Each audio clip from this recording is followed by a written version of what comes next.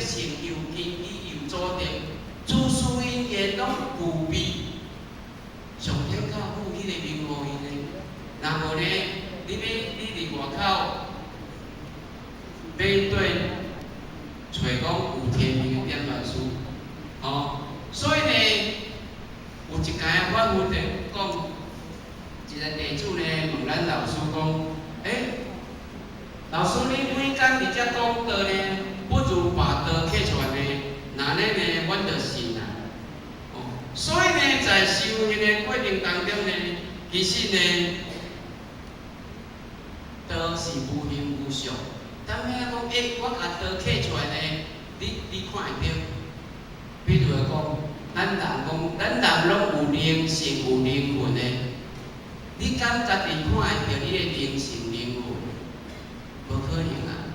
但是由你的做为人、做事，你的待人、你的谦虚、你的度量，由这个过程当中来看讲，你是有一修养、有道德的人。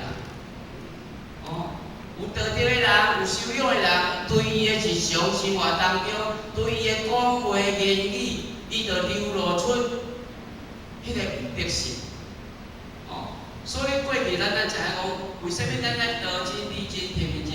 因为你也看过去呢，咱知影讲达摩祖师呢，要来印度度牛武帝。那么牛武帝呢，咱知影讲，伊是做一个皇帝啊，伊嘛是做信佛教的啊。伊3日一暗，5日一时，斋戒布施，伊做功德做了足济啊。咱迄个达摩祖师呢，对印度来，看这个人做甲遮尔好，想要来度伊啊。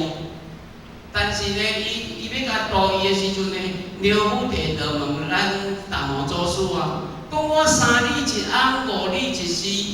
斋戒布施做遮尔济，我有功德无？咱我达摩祖师甲讲，无功德。你做这一点仔拢无功德。为什么无功德？咱来去了解讲，功德参福报无共款。功德呢是由你内心当中所生活，功德呢是由你求道的当下开始。你求道的当下开始呢，你就了解讲，什么是功德，什么是福报。互我感觉讲，真正呢，咱若无求道，一切伫外口所做的呢，拢是来世的福报而已啊。但是你求道以后所做的，当然你伫即个所做的过程当中，伫道场服务人啦，去度人救人啦，迄拢就是功德，这是互我的感受啦。因为安怎讲？因为咱爱讲做者做遐济救人布施做遐济，但是咱老师呢，甲咱讲，为什么做者要叫做做者？